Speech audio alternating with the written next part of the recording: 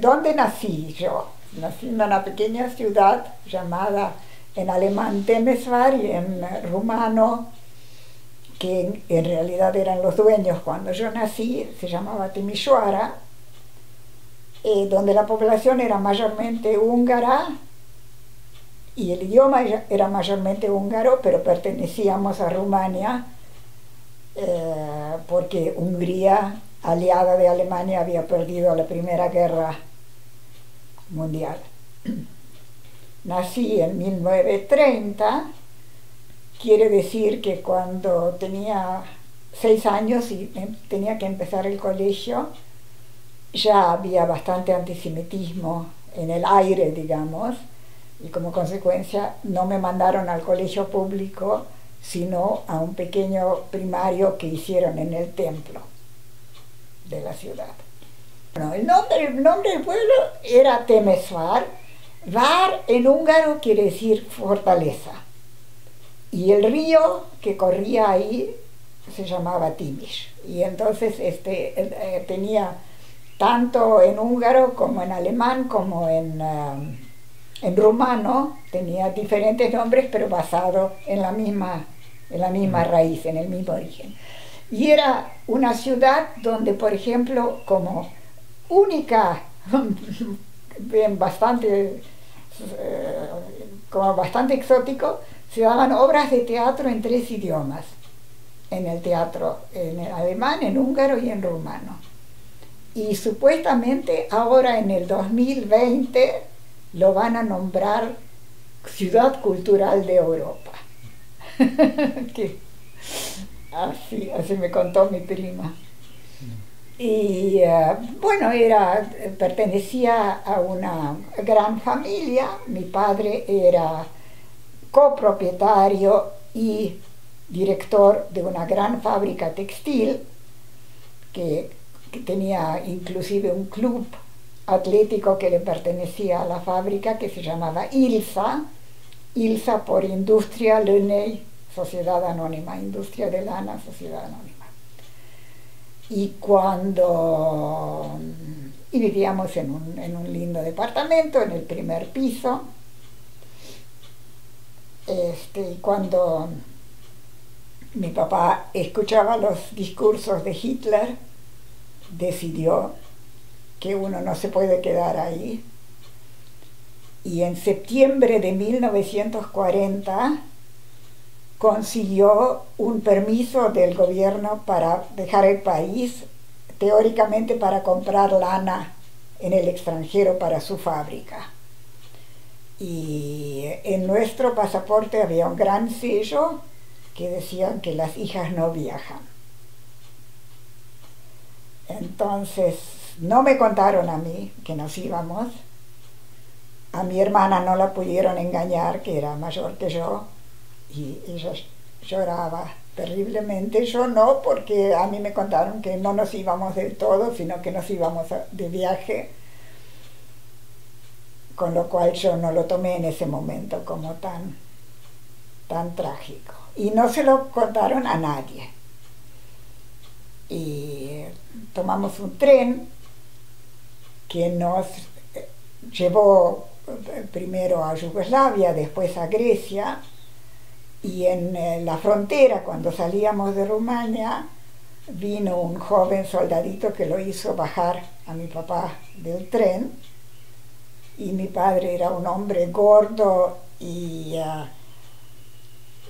grandote y acostumbrado a mandar con una cierta autoridad, y entonces en lo que probablemente cambió nuestro destino, le empezó a gritar que cómo se atreve a interrumpirlo en su viaje, con lo cual el soldado se disculpó y volvió a subir al tren y cruzamos la frontera. Y previo a esto tomó un portafolio con monedas de oro y lo tiró en un compartimento vacío, porque no se atrevía a tenerlo encima, y dijo, bueno, cuando hayamos cruzado la frontera o va a estar o no va a estar, y bueno, por suerte estuvo. Y en Grecia, en Atenas, tomamos un barco griego que cruzó el Mediterráneo, que ya era un viaje bastante, digamos, incómodo y peligroso. Pasamos por el estrecho de Gibraltar y llegamos a Portugal, que era neutral, que no estaba en guerra. Entonces, en Portugal mi papá empezó a caminar los distintos consulados a ver dónde conseguíamos entrar, y gracias a un amigo que él tenía acá, probó para la Argentina y consiguió una visa de turista para los cuatro con certificados de que éramos cristianos. Yo no llegué a percibir mucho el antisemitismo porque era una pequeña ciudad y mi papá era una persona bastante importante en la ciudad, con lo cual yo tenía un poco una posición privilegiada en el sentido de que se conocía el apellido, y alguna vez recuerdo al salir del colegio, del templo, nos tiraban piedras que no lastimaron a nadie, pero más bien eran chicos de un gran colegio alemán que había en la misma ciudad, más que autoridades o soldados o así. Y ahí cursé 4 años de primaria, porque ahí el colegio estaba dividido en 3 partes, 4, 4 y 4. Eran 12, pero yo cursé los primeros 4. Y bueno, cuando conseguimos la visa para la Argentina, tomamos un barco y ahí sí fuimos en primera clase, primero porque era más probable que no te hicieran cuestiones al entrar si venías en primera clase, y segundo porque el otro barco del Mediterráneo había sido sumamente incómodo y negativo. ¿Te acordás cómo era el barco? ¿Hiciste el viaje? ¿Te acordás del viaje desde Sí, Portugal me a acuerdo del Argentina? viaje. Teníamos un camarote pequeñísimo, los 4, dos cuchetas superpuestas, y la comida era horrible, y el ambiente era un ambiente, ahí sí, yo ya sabía, y era un ambiente de nervios, de miedo, de inseguridad. Mi mamá era una persona sumamente generosa y sacrificada, y si bien estaba obviamente triste de dejar a su familia, además todos pensábamos que esto iba a durar poco tiempo y que después íbamos a volver. Claro. ¿Tu familia era para atrás? ¿Vos sabés algo hacia atrás de Temes? ¿Hace cuántos años que estaban allá? ¿Eran migrantes de otro...? Sí, no, mi familia materna era húngara de muchas generaciones y Judíos. muy asimilada y sumamente patriota húngara. Mientras que mi papá nació en Polonia, en un pequeño pueblo, donde inclusive su partida de nacimiento primera se hizo en letras hebreas, porque era una mayoría judía. Pero de muy pequeño se fueron a Timișoara, porque eso era en aquel momento el Imperio Austrohúngaro, que no había fronteras entre Polonia y ahí, así que se podía. Y él se quedó ahí y aprendió húngaro en vez de polaco, y su familia en un cierto momento volvió a Polonia, lo que les costó la vida. Y ellos ya, ponen la relación con lo textil, por ejemplo, ya venían laburando de antes. Claro, era una enorme fábrica textil que constaba de muchos edificios y que se hacía desde hilandería hasta tejeduría.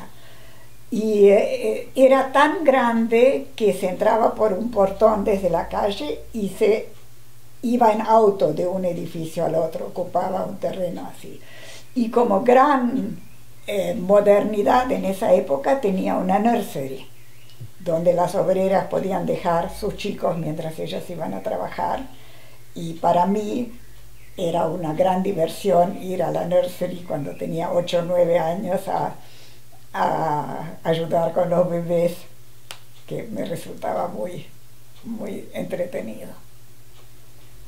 Y esa fábrica la fundó él o se fundó? No. La fábrica, el dueño principal, que vivía en Londres, tanto es así que en un momento dado el noble húngaro compró un automóvil en Timișoara, porque eso era mucho más barato que Londres, y nosotros fuimos, mi mamá, mi abuela, mi hermana y yo, con un chofer a través de toda Europa a Londres, visitando París, Venecia, y finalmente dejándola a mi hermana en Oxford, Inglaterra, en un colegio pupilo.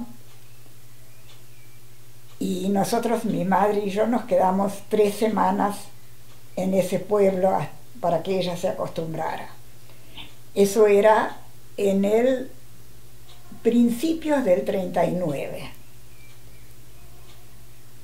En junio del 39 vinieron las vacaciones de verano y ella estaba tan contenta en ese colegio pupilo que dijo que solamente volvía a casa si le prometían que cuando empezaran las clases de nuevo en septiembre iba a volver allá.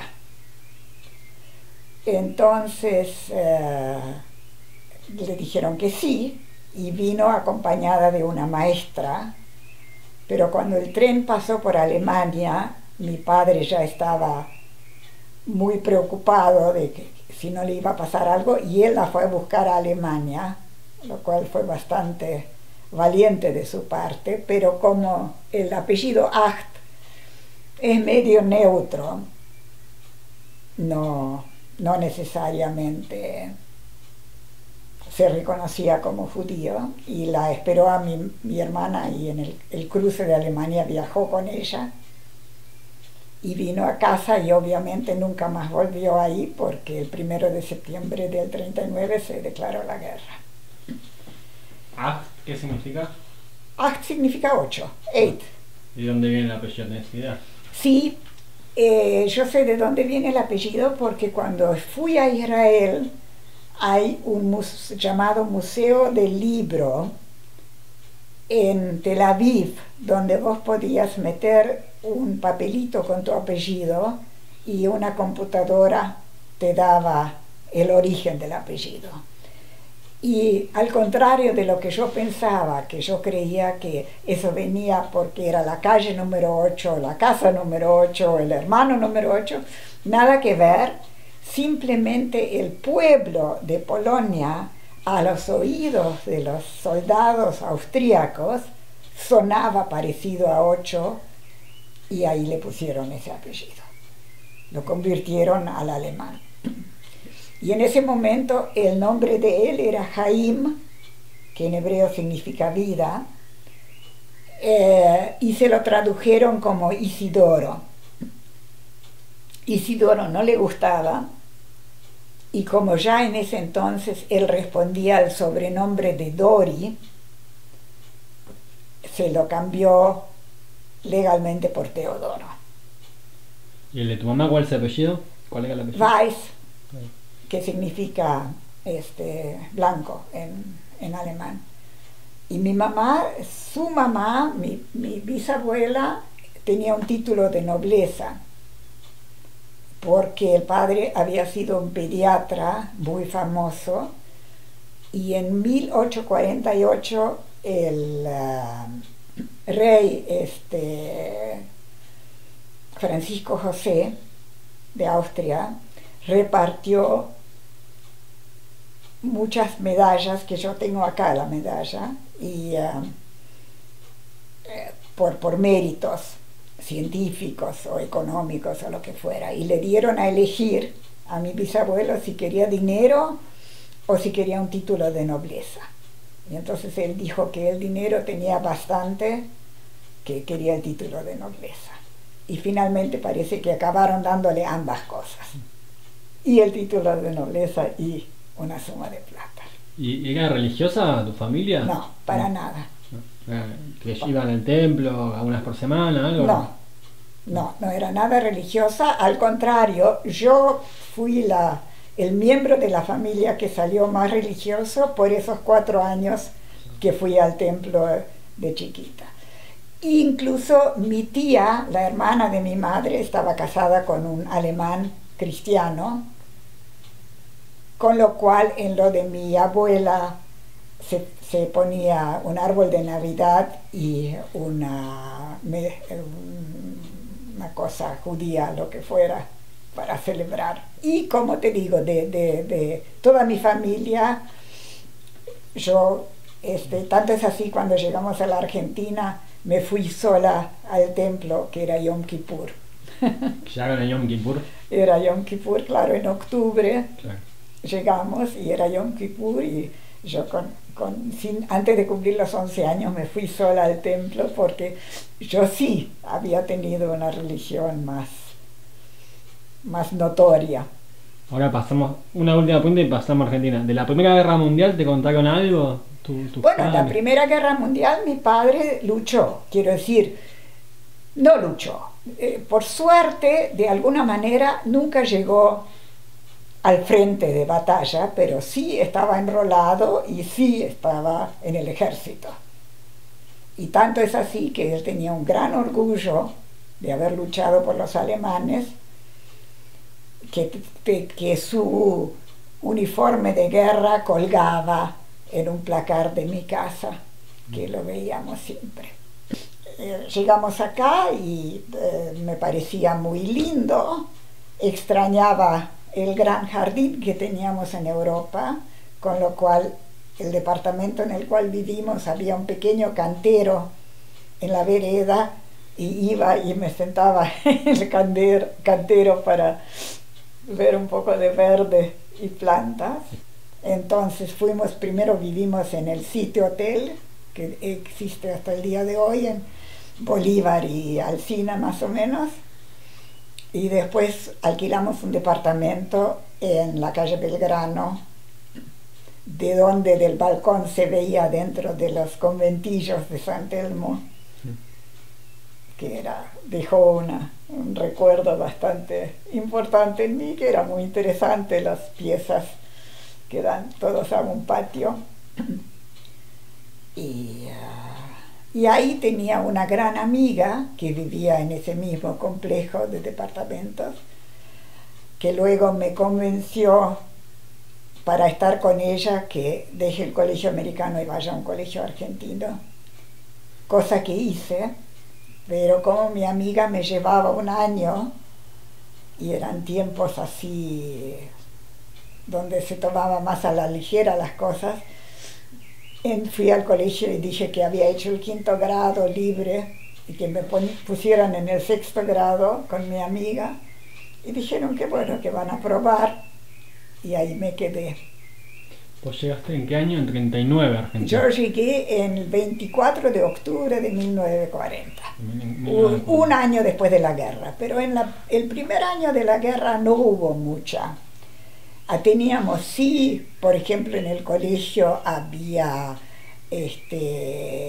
pruebas de cómo se iba a evacuar, si se bombardeaba y cosas por el estilo, pero no pasó gran cosa. Por eso nos hicimos la ilusión de que va a ser una cosa de poca duración. Nadie podía sospechar en qué se iba a convertir eso.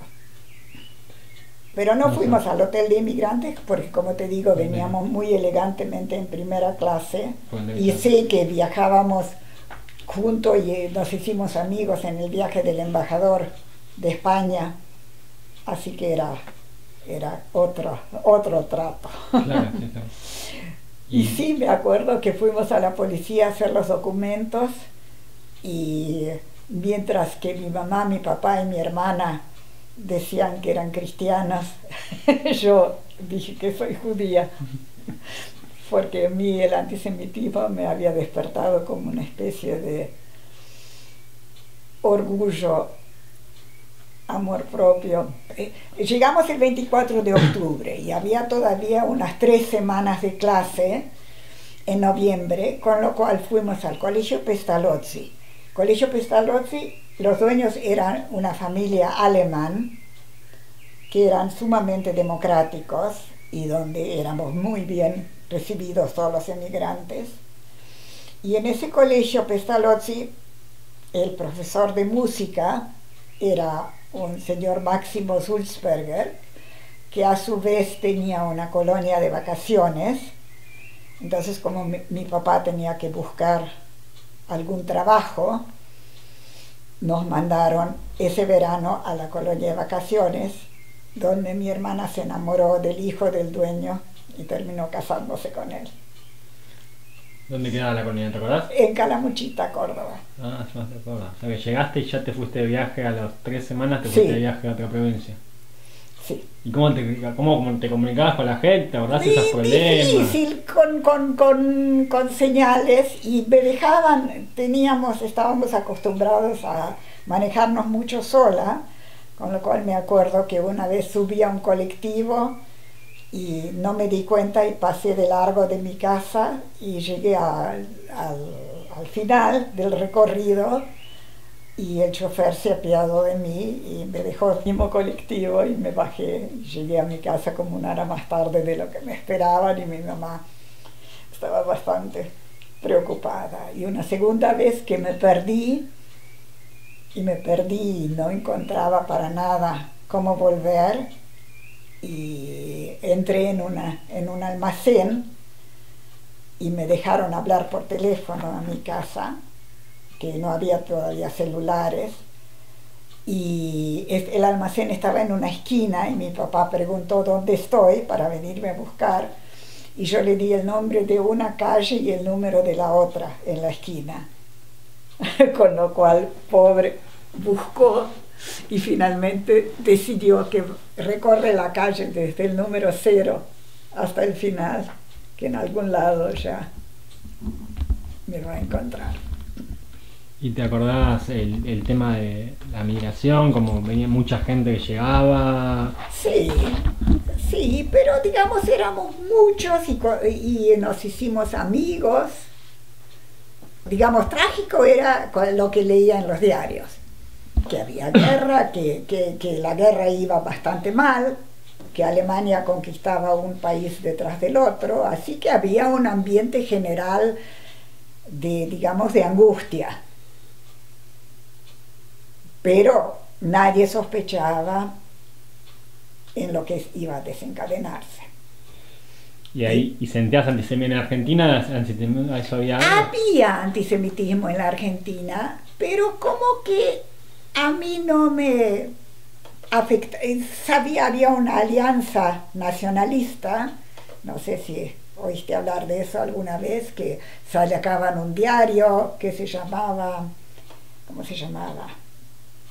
No me acuerdo ahora cómo se llamaba, que era sumamente antisemita, y había muchas peleas por la calle, y me acuerdo, yo iba con mi amiga que era católica, pero que era muy solidaria conmigo, y pasaban los soldados a caballo por la calle Florida, y yo hacía manifestaciones de mi judaísmo y ella al lado mío, y alguna vez me pegaba un tironazo y me metía dentro de un zaguán. Y después cuando fuimos a la colonia esa, donde sí, la mayoría eran judíos y no tuvimos ningún problema en ese sentido, volvimos de ahí y nos pusieron en el colegio americano, donde, bueno, era bastante triste al principio porque no hablaba bien castellano, ya hablaba algo y no hablaba nada de inglés. me pusieron en cuarto grado, que era, digamos, no perdí ningún año, pero se ve que el colegio en el templo era bastante bueno porque terminé siendo la primera alumna. ¿Ese año? Ese año, en cuarto grado. Sin hablar el idioma. Sin hablar el idioma y en cuarto grado. Tengo una prueba acá, un libro firmado por la maestra. De que, y después, sí, ahí cuando me fui al otro colegio argentino, que era el colegio Guido Hispano se llamaba, ahí sí, con el asunto de que me salteé un año, ahí no era demasiado buena alumna en sexto grado, porque obviamente me faltaba un año entre medio, pero lo pasé. El colegio americano me chocaba, primeramente era una cosa bastante impresionante, que había muchos japoneses en el colegio, y como que los internaron en una especie de campo acá en la Argentina, y del colegio los sacaron, y era todo. Eso era un poco impresionante para mí, como había vivido cosas un poco similares, y entonces le tomé como un poco de idea al colegio, y aparte era muy liberal, muy ruidoso, no había uniforme, era americano, y yo no estaba muy cómoda ahí. Y me acuerdo de eso de los japoneses, que me dio bastante pena. ¿Los sacaron del colegio? Los ahí eran americanos y claro. estaban en guerra con los japoneses. Y japoneses atacaron Pearl Harbor el 7 de diciembre del 41. Que para nosotros los judíos fue una gran suerte, porque eso obligó a los americanos a entrar en la guerra y nos dio la posibilidad de ganar la guerra. Dos cosas posibilitaron ganar la Segunda Guerra Mundial. Uno, que los americanos entraron, y lo otro era que Hitler decidió atacar a Rusia, traicionando un pacto que él había escrito con Ribbentrop, pero para nosotros los judíos eso fue una gran suerte, porque Rusia obviamente era un país superpoblado y ayudó a vencer a Alemania en su momento. Y el colegio argentino había una pequeña diferencia, es decir, mientras que los alumnos católicos iban a catequismo, los judíos tenían clase de moral. Pero para nosotros eso todo era más bien una diversión que una desgracia. ¿Qué te enseñaban? Moral, ética.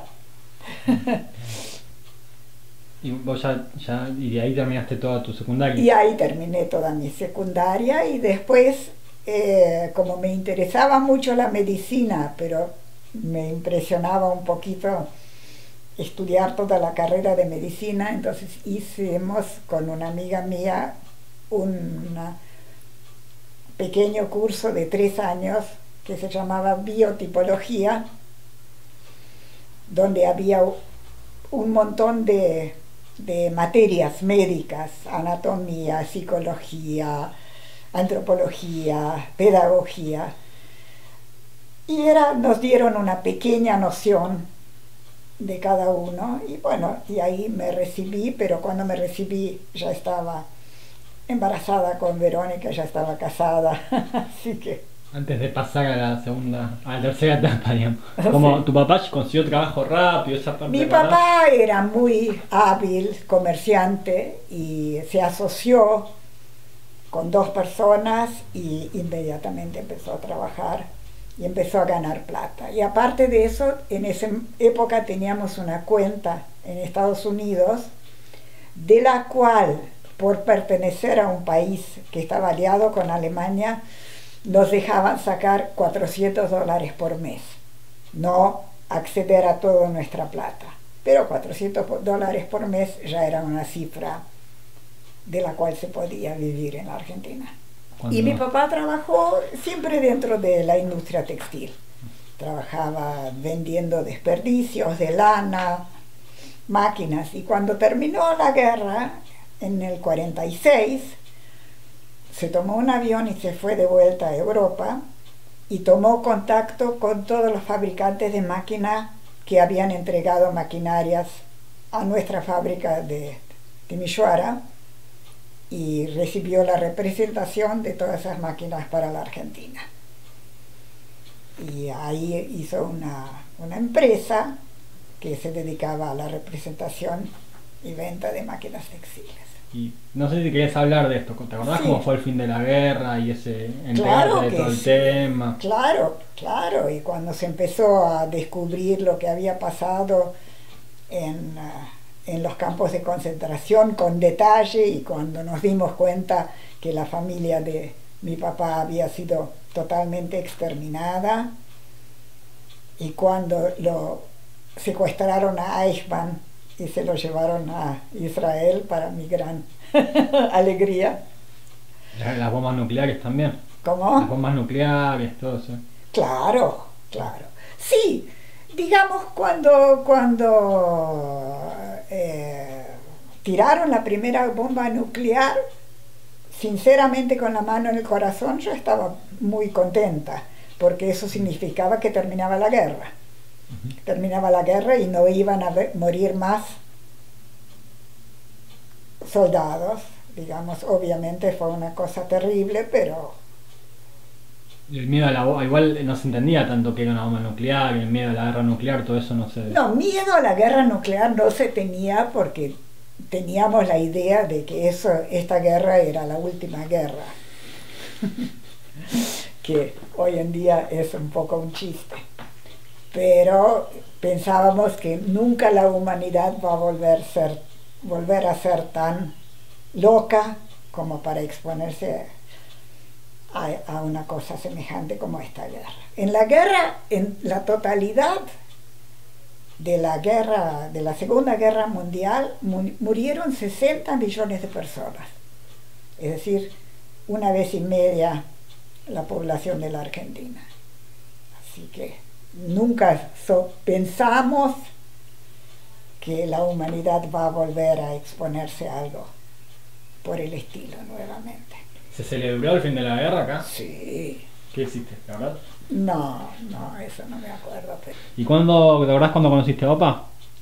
Sí, me acuerdo exactamente. Yo era amiga de Jetty Strauss y ella ya estaba de novia con Freddy, y Günther con Freddy y con otra persona más alquilaban una casita en el Tigre, y los padres de Jetty no querían que ella fuera al Tigre sola, entonces yo fui una especie de chaperón para ella, y ahí en el Tigre conocí a Günther Spur, que alquilábamos una casa en el Tigre por 10 pesos por mes.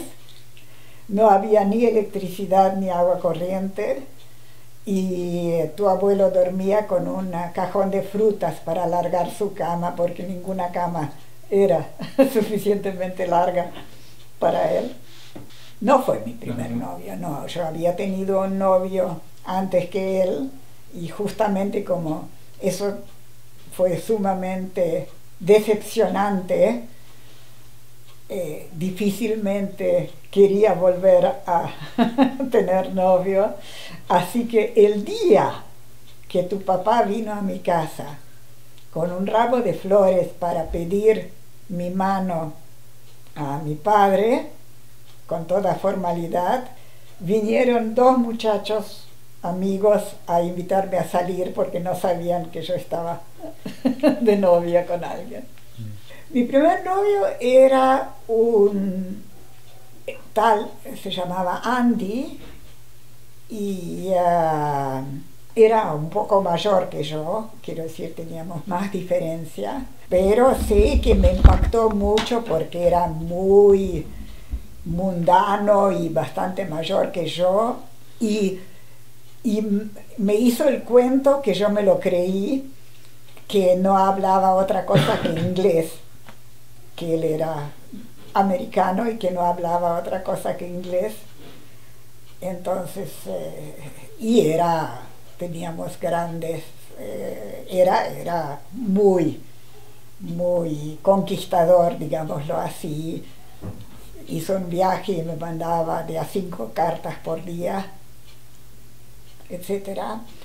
Y él había tenido una novia antes de mí, que a toda costa quería volver con él, y un buen día él decidió que quiere volver con su novia anterior. Y yo naturalmente estaba muy desilusionada, pero después conocí a tu abuelo y me gustó mucho más. Y fuimos a Tigre, eso era en diciembre. ¿De qué año? Del año 48. Vos tenías 17. 18. 18. Y después de eso nos íbamos de vacaciones los dos. Yo me fui a Bariloche y él se fue, creo que a Mar del Plata. Así que no nos volvimos a ver hasta marzo, que volvimos los dos. Y me invitó a acompañarlo a un casamiento, que fue en marzo, y después de eso ya empezamos a salir, pero yo me negaba a tener un novio exclusivo, con lo cual yo salía con él y con otros, y finalmente en mayo, tampoco era tanto tiempo, me pidió que me casara con él. Y vos te acordás tal vez de la vuelta de la facultad de ¿cómo se llamaba? Otto Krause, donde estaba la facultad de ingeniería. Ahí había una plazoleta con un monumento del nudo gordiano, de que tiraban un montón de esclavos bueno, y una noche yo estaba con la cabeza apoyada sobre las rodillas de él mientras él manejaba, y me pidió que me casara con él, y yo empecé a ver de repente que se repetían y se repetían las lámparas de la calle, hasta que me di cuenta que estaba dando vuelta en redondo en esa plazoleta. Y de ahí en más, muchísimos años, cuando nos íbamos a veranear, empezábamos el veraneo dando algunas vueltas a esa placita en recuerdo.